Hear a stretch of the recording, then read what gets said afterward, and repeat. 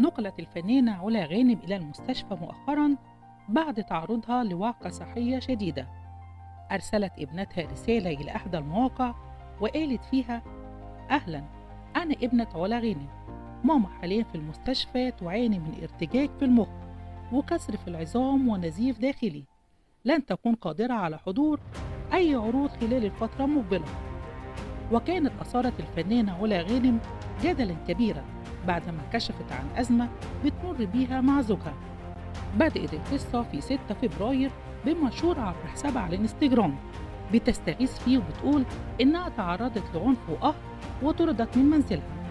بعدها وضحت في تصريحات صحفية إن زوجها سرق هاتف المحمول وخواتم من إيديها ومن يد والدتها وأخرجها من منزلها بملابس النوم في منتصف الليل.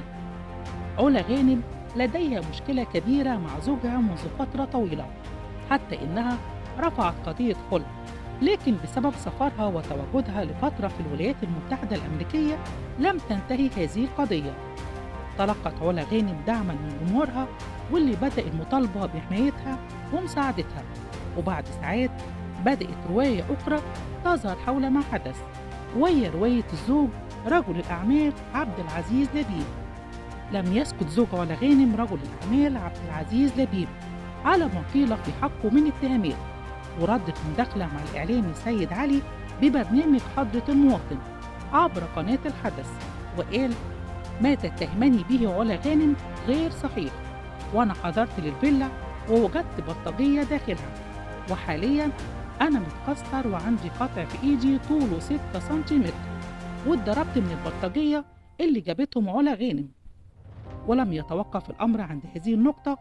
خرج محامي عبد العزيز لبيب زوج علا غانم ليكشف تفاصيل أخرى عما حدث، وقال في مداخلة مع الإعلامي تامر أمين ببرنامج آخر النهار على قناة النهار: الأستاذ عبد العزيز زوج الفنانة علا غانم تعرض للضرب بالشوم منها ومن والدتها، وتوجه للمستشفى بعد إصابته بجرح قطعي في الوجه وفي الأيدي بطول 6 سنتيمتر.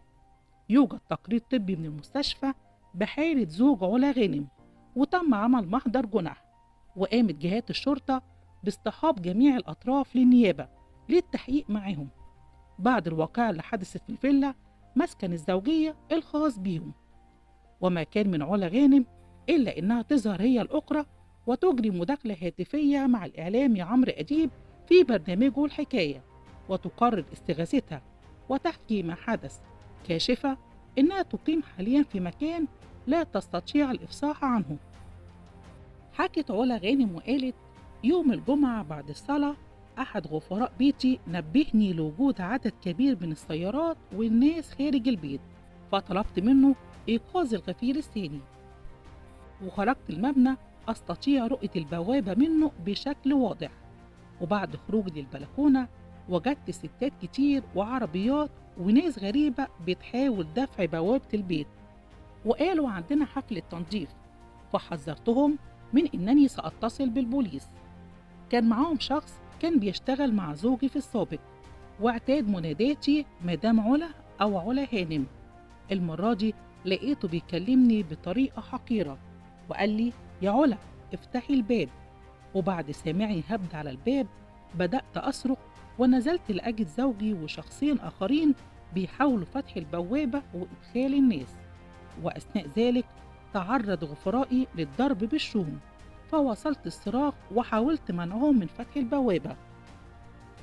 وصفت علا غانم اللي حصل معاها وقالت: واحد منهم اسمه وائل بقى يمسكني من الروب ويرميني زي الكورة في أي حتة، ودخل حوالي 20 بني آدم ستات ورجالة، والستات بقت تحضني عشان تكتمني وتمنع وصولي لحد، فجريت على باب البيت ألحق أمي وكنت طلبت منها تقفل على نفسها.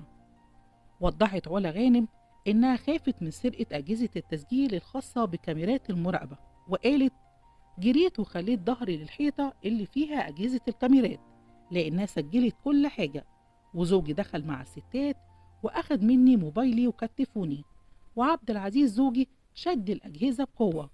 في الوقت ده كنت أنا وبنتي وأخويا وأمي بنطلب النجدة وما بتردش. لما سألها عمرو أديب مين صاحب البيت ده، ردت وقالت: ده بيتي من سنة 1999 وقبل ما أشوف زوجي، ولما تزوجنا عشت معاه ببيته ورجعت بيتي بعد الثورة. وعن اتهامات زوجها ليها إنها قامت بضربه، قالت علا غانم: لو تشوف حجمه وحجمي تعرف مين ممكن يعتدي على مين. أنا ما كانش في إيدي إزازة